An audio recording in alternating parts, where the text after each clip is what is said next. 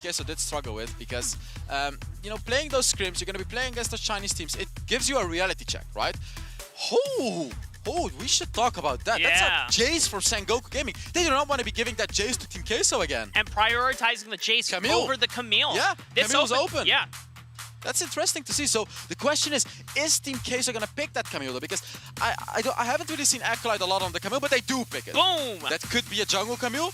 That could be a Baron lane Camille. That could be, yeah, that Camille could be flexed in Team Queso's composition right now. Do you think it could be a mid lane Camille? No, it cannot be a mid lane Camille, Rafa. Keeping you on your toes. Team Queso, last time around they prioritized Jace and I believe it was Corki as well. And they got the Corki and again. the Corki was so pivotal for Joey in those fights as well. And I feel like as Sengoku Gaming, you are not allowed to give away the Corki to Team Queso. You're not supposed to give away that power pick, that comfort pick to Joey. Joey like pretty much plays Corki whenever it's available. And for Team Queso, I think the most important thing about the combo that has been already locked down, something that allowed them to play so proactively in the early game, is because the Vi Ultimate, Assault and Battery, gives you a point-and-click lockdown. Camille is the 2.0 version of that. She also has that point-and-click ultimate, right? To catch someone, to very easily get the kill. And the question is this going to be a Kha'Zix again for Sengoku? I don't think so. Another thing that Rush really loves to play is the Graves. And there is a Jax. That is a late-game scaling champion for Sengoku Gaming. Yet again, sticking to their guns. But the question is, can they survive that early game with the Jax in the jungle? One of the things about a Jax that eclipses that of a Kha'Zix is your ability to take out turrets. Oh, yeah. Jax is one of the fastest turret pushers in the game. He also takes objectives very, very fast, and that's another Methonaut Thresh. So it seems like Team Queso has built a bit more confidence. They're putting Methonaut on those high-skill, high-reward champions because he pulled it off last game. So, Sengoku Gaming, what is your answer to this? You know, Team Queso made it work last game, and now it feels like Team Queso has an even stronger composition than the last game, because Team Queso did pick up the Camille this time, which sure is not as strong in the early game, but she scales so onto the late game. They have such a good start of the fight. So, Sengoku Gaming has to be able to deny those engages.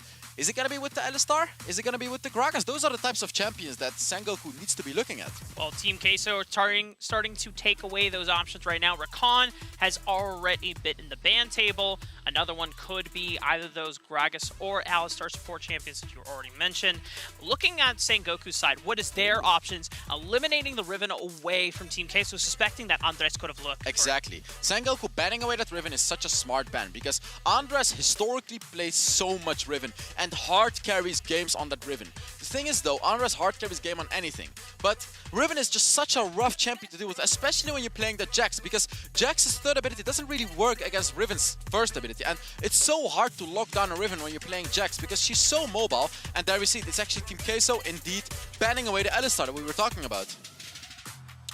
One last champion, the Olaf. And again, Andres ban. You can see it, so much respect on this player from Sengoku Gaming. Banning away that Olaf. The Gragas is still open, however. It's one of the best disengaging champions, which probably has to be picked in this draft because it's also a good pick for Team Queso. Gragas works so well into the Ziggs. You can engage into him so easily. And like, again, what I'm saying is basically, pick Gragas. Hells is like, Team Queso, please, pick Gragas. Or Sengoku Gaming, but Team Queso sticks to their guns. Yet again, I gotta they sit down bring for this. out the Vi, Rafa. They do it again. Whoa, that's... So Team Queso are doubling down on the single target lockdown, but it is a Darius response for Sengoku. And the question is that a denial from Acolyte? The answer is no, because it's a Camille. You know, Camille's not going in the mid, so it actually seems like this is not denied. This is Kai being confident in his own Darius. There's a difference between denying champions from the enemies and actually picking a champion because you want it. So Sengoku Gaming picked that Darius because Kai wants to play it. And that's a set. Oh, you know what I'm gonna say, it's the Veigar. This is a Veigar draft, yet again. Team Queso, they don't play it, but in this draft right here, Veigar is perfect. You're up against the Jax, you're up against the Darius, you're up against the Jace, the Set. These are all melee champions. Again, Veigar is perfect here, but it's probably not gonna happen for Team Queso. What about Singed? Singed is also incredibly powerful. Indeed, Singed has still not been picked. That is probably gonna get picked by Team Queso. Veigar's on that Singed. Exactly, you got it. Boom! That's it. That's what it is. Team Queso, they have so many single target crowd control pick tools. and that is the name of the game for Team Queso. And then they have the Singed as well for those later game teamfights. If they're unable to pick up someone, they have Singed. But if you look at the side of Sengoku Gaming, they have that Darius with the reset. They have the Jax who skills into the late game and then won yet again his third game on Ziggs. He showed us what he can do in the first game. In the second game, it was not as good, but he still showed us that he can do a lot of damage. So the question is, can he show us what he can do in the third game as well? He was still consistently a damage threat, yes. It's just the problem was that the rest of the team was not doing so hot. But Sengoku now was more of a takeaway. Yeah. It is up to Hawk and Rush to live up to their legacy and see if they can keep the WJC, Sengoku Gaming, the lone representative of Japan, alive at Icons. Definitely, and another lone representative is going to be Team Queso as well for Europe, of course. And Vegas already got caught out, but they're using his barrier, and that was a bit of aggression from Sengoku Gaming in the early game, Rafa. They were waiting for it. They were trying to see if they could look Yet for again. a cheeky death sentence or flay, get some early damage onto the laning. Ooh, they're still looking for it. Methanaut is trying to look for that hook, did not get it, and Hawk dominating the lane against Vegas right now. You know, Vegas used his barrier already, so Hawk is on the upper hand. And it seemed like Vejos didn't take any damage, but it was because as soon as he hit level 2, he's like, oh god, level 2 all in from Jace. I gotta shield that. Yeah, and it's Kai against Acolyte again. Darius against Camille, but from the opposite side.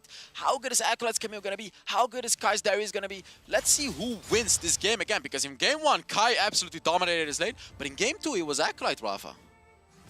Acolyte showed up huge when he needed to for Europe.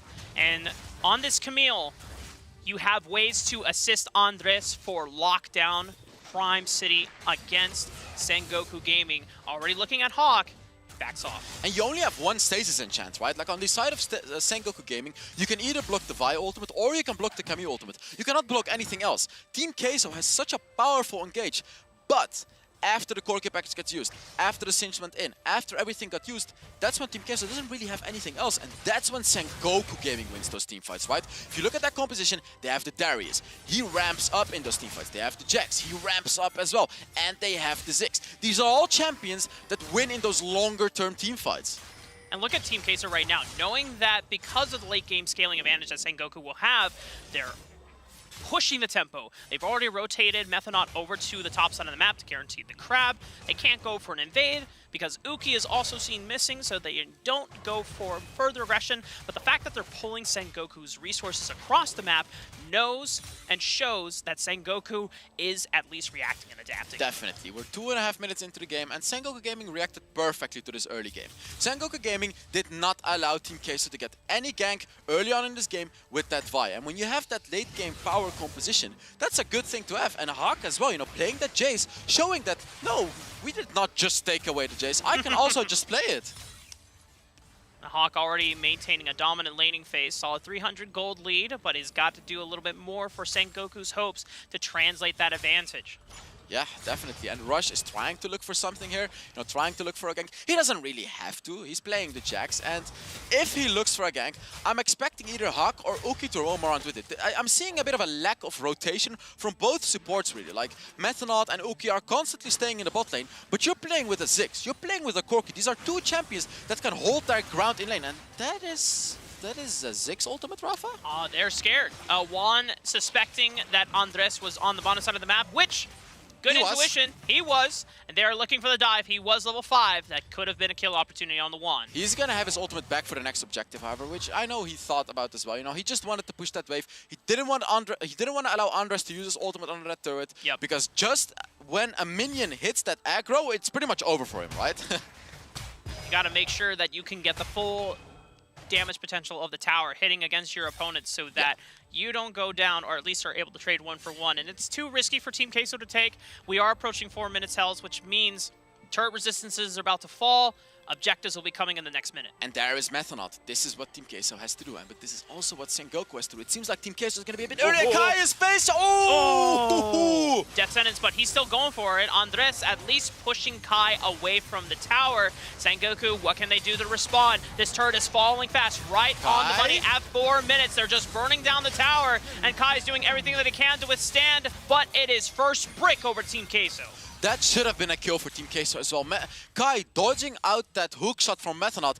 Team Queso did get the first turret, and now Joey is going to try to defend this turret, but Sengoku is going to be pushing this as well. And for Team Queso, whoa, Joey is committing the package onto this, and it's a flash from Rush that ensures that they get the kill on a Joey. And that's the package gone as well from Joey, which is a massive thing for Sengoku Gaming. Because even though they're unable to get the turret, this means they're not going to have to deal with that Corki package anymore. So those objective fights are going to be much better for Sengoku Gaming, as they have that Jace, they have the tanky frontline, and now they don't have to deal with the package anymore. It's 1-item power spikes for a majority of the members on the field, but a relief for Sengoku. As you already pointed out, no package means that objectives are easier to contest. Oh yeah, because that's the one thing about Corki, right? Like, he has those packages. Corki is a late game champion. He's not strong in the early game, but only because of the package, he's such a formidable threat during those objectives. But now that Team Queso does not have the package, even though Sengoku has the later game composition, they could actually take a fight against Queso right now. And Team Queso, because they already got the gold from the first brick on the top side of the map, they're content with taking another Rift Herald. They can snowball this, take out more towers, do the same thing that Sengoku did to them in Game 1, leave them no ground to stand on. So Sengoku is actually trading objectives, which is fine for them, you know, even though there is no package. Juan doing a massive amount of damage to Methanaut before the fight even starts. But that's not the dragon done yet. Alvejo stepping up. Set with the facebreaker. Uki. Oh my goodness! Joey's gone! That's huge for Sengoku. Can they follow up even more? It's Acolyte with the Hextech Ultimatum locking down Rush, but he, in the 1v2, is able to survive long enough to trade back before he falls to Acolyte. And Joey just got caught off guard. He got caught by the set ultimate and just died before the fight had even started. Beautiful catch by Sengoku Gaming right there, but this is a bit of a fail from Team Queso as well. You got the Rift Herald already. You don't have to go for the Dragon 2, because as we look into this replay, Juan had already done so much damage to Methanaut prior to this fight, essentially setting his team up for success. Rush is taking the Dragon, and right here, you can't win the fight anymore. You even missed the thresh hook, and then Sengoku Gaming just finished it off. They caught Joey, and when Joey is dead, team fight is over. Great patience from Uki on the set is there. Just waiting, biding his time, and the fact that Joey stepped up gave him an easy access to punish. As we are in a pause at the moment, just waiting to see what is how pace of the game before Sengoku come online with Rush in particular as the hype carry. Oh yeah, definitely. And it's Hawk also showing how to play Jace in the early game. He's got one kill already, sitting on a Hull Breaker as well. And when you look at Team Queso, they don't have any Hull Breakers. I'm expecting Acolyte to counter it out by getting a Hull Breaker himself, because when you're up against a Jace with that Hull Breaker, that's an unkillable Jace, Rafa. We already saw a glimpse of that from Vejos, and now Hawk is going to show us how it's really done in Game 3, or at least try his best. The other thing for Rush, though, I love that in a lot of the adaptations for these hyper-scaling junglers, instead of the Trinity Force, going for the Divine Sunder. You get a little bit more health, and you get the pseudo-sustain with the passive. And it's really good against those tanky champions of Team Queso as well. Like, you're up against the Camille, up against the Vi, up against the Singed, and the Thresh. These are champions you don't want to be building a Trinity Force up against, right? Like, even though you're in hyper carry, Divine Sunder is perhaps even going to deal more damage for you, and it's of course going to make you super tanky. Yeah, it just gets even more difficult for Team Queso to lock you down. And considering that there is a lot of point-and-click single-target abilities on the side of Team Queso, you need that durability to survive the onslaught. And when you add that Jax ultimate to it, when you add that Jax third ability to it, that's where it gets scary for Team Queso, right? If Rush is able to time that perfectly during those team fights, he's going to be so hard to kill, because on the side of Team Queso, the only one that's going to be able to chunk him down regardless is going to be that Camille, with the true damage that she gets in the late game. So it's going to be up to Acolyte as well to make sure he dashes out the damage on Rush, because if he doesn't, then it's going to be hard to get a kill on them. Acolyte and Andres, the two returning members of Team Queso from the Team Queso squad that was at Horizon Cup. It's their time to step up and to make the EU miracle happen. But for Sengoku, Hawk and Rush as well. Oh. Team Queso is trying to look for something, unknowingly that there is vision on them, but now they realize. Hawk getting locked down. Assault and Battery finds him in the flip, and the flip continues delivering. Team Queso getting a huge pick, but in the mid lane, They're continuing to go for more in response. But can they get the turret? They do get the turret, but that's a Camille ultimate. Acolyte, Hextech Ultimatum, locking down Kai, but it's the damage from one that deters Team Queso. Methanol with the death sentence doesn't find the mark, but he's still continuing to press forward, looking for Rush, but he's got a leap strike, and he's bounds away. Oh, you gotta hit those on Thresh. You cannot keep missing those because those are free kills. If you're able to hit them on Rush! Lucky timing for Andres, potentially flashing forward, timing out the counter-strike. Rush gets taken down. Rush gets taken down. He cannot get taken down there because not only does he die, he's probably gonna be giving away a turret as well. That's a mid lane turret. Ooh, but it seems like Sengoku is gonna try to defend this turret, however. Andres, can he get enough damage down onto the turret? He's got Dark Passage, so he is out alive. And we got Rift Herald spawning in 15 seconds. And Joey Skaggs has a package at home, but you cannot pick it up if you're dead! Oh, Kai! Beautiful rotation, catching out Joey en route back to the base. Yeah, zip that coffee, Joey. You're gonna need that because you got caught out many times in this game already. Sengoku Gaming doing such a good job at constantly catching out Joey Skaggs, who is gonna be the main carry for Team Queso. He's gonna be the main damage, and now Team Queso just loses Rift Herald for free. Hells, I just want you to know, it is so entertaining to listen to. You're like the tough parent watching Team Queso from home. Yeah, I want them to do well, but... Oh, Team Queso goes for look at that, that's He stole the Rift Herald. Now Sengoku, it's a 4-on-2. They should have the numbers to be able to collapse on this. So suddenly, the rest of Team Queso is here to be able to fight back. Rush gets taken out. Acolyte with the Hextech Ultimatum finds another one on Uki. It's a double for Acolyte, and suddenly Team Queso, they are accelerating forward. Somehow, some way, Team Queso was able to take it all right there. Methanol securing that Rift Herald, and then also Team Queso securing all of those kills. And meanwhile, none of them fell. So Team Queso, I don't want to say that they were lucky, but it kind of felt like it. They got that Rift Herald right there, Rafa. It seemed really clutch there to come at the very last moment. Sengoku had the opportunity. They had already taken out Joey from before. They can't defend the Herald from being taken down because of the safety from the Dark Passage once again. Definitely, and as we look into the replay, it's Rush trying to get the Rift Herald, but his team is not backing him up. And then Methanol, he steals the Rift Herald, and the follow-up for Team Queso is so good. Vegos making sure he slows everyone with the gas from Singed, and then the follow-up from the entire roster of Team Queso. 5 people were there. Kai was able to get his passive, but it was just not quite enough. The rest of Sengoku scrambling in the aftermath of what seemed so clutch for Team Queso. You can see the Team Queso's coaching staff elated. It's not game over yet. There's still quite a things to be done, and Sengoku still have chances to come back. And Rush is taking his blue buff. Dragon is going to be taken by Team Queso for free right now. It seems like Sengoku is going to be trying to trade off a turret on the top lane. They are giving away a Dragon, but they're going to try to compromise by taking a top lane turret for it. And that is what this Jax is going to be built, especially for having the ability to take out turrets. But Team Queso already great response. Methanol and Acolyte have already responded. They host is here to defend as well. So it's only a 2-on-3. They're going to all in onto Acolyte, but he's got a Hextech Ultimatum to outplay the damage. Stasis to dodge the Mega Inferno Bomb, and it's Sengoku on the back foot. He burns down to ignite from Methanol, and Team Queso, they're routing in. They're closing on into the members of Sengoku. A beautiful Stasis from Andres keeps him alive. Dark Passage, a death sentence lands. Can Vejos find the flip? Sengoku, get out. Oh, Team Queso is so low. If Darius could only just get into that backline and just absolutely sweep everyone away, but he couldn't. Team Queso is playing so well. Acolyte sitting on 3-0. And as we look into that replay, you know, the dive was pretty good, but unknowingly to Sengoku, Team Queso was already ready for this. Vegos, Methanol were waiting under a turret. You cannot dive a turret like this when there is everyone following up. Kai, I wanted to see Kai just kill everyone here, but then you can see it, right? He filled his hook.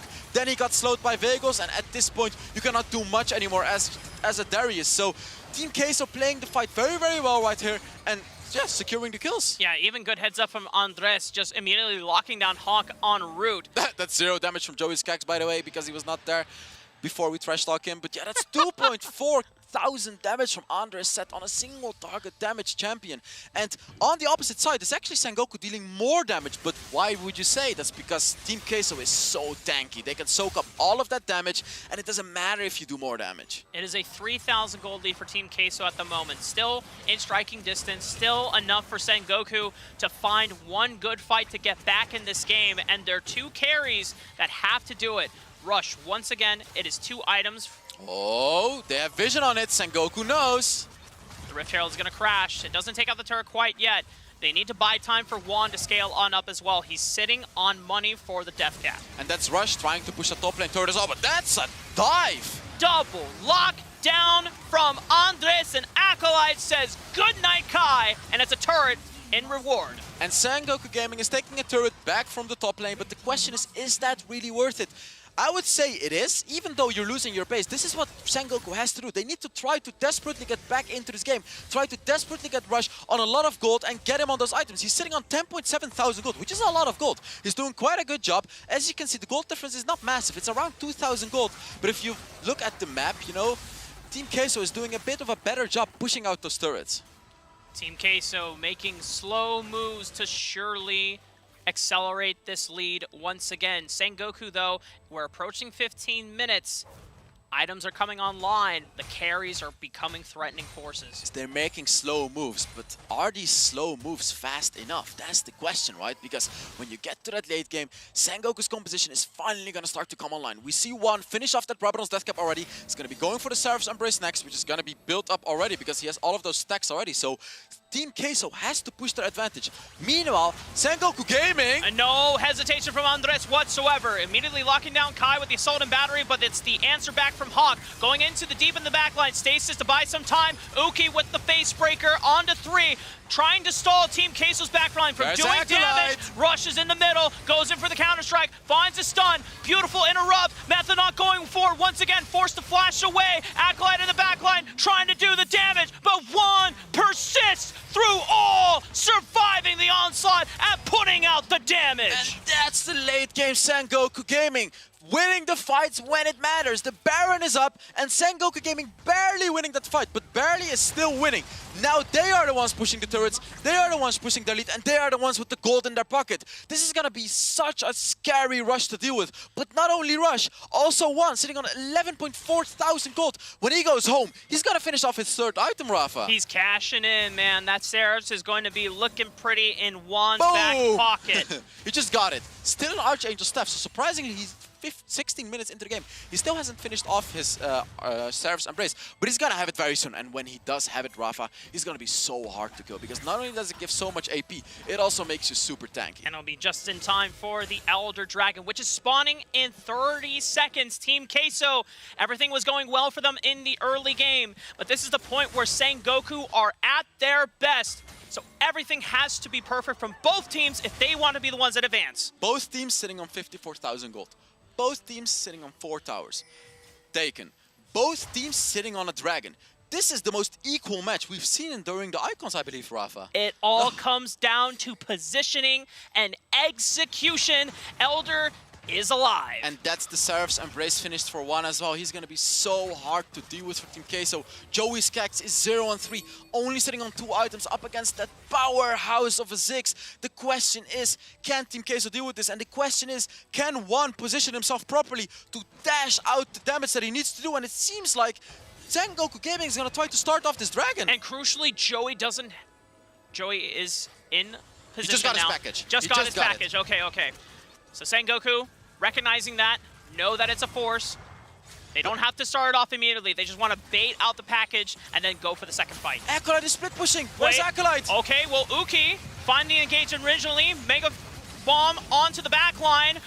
Rush has already found 1 kill, but Joey's answering back. Stasis from the front line of Team Queso. Joey needs time and space to be able to put out damage, but Rush is still living through it all, finding Joey into the back line. Acolyte, can he come to the party? Can he come and clean up this mess? But it is Sengoku with the numbers advantage. Acolyte finds Juan, but it is Kai that has the dunk and the damage. Juan gets out alive once again, and Acolyte is sent packing a prime gaming ace for Sengoku! Sengoku seeing that Acolyte is not there, taking the 5 versus 4, securing the win. Sengoku Gaming, they just won the game, Rafa. They have 17 seconds on Andres, 2 seconds on Methonaut.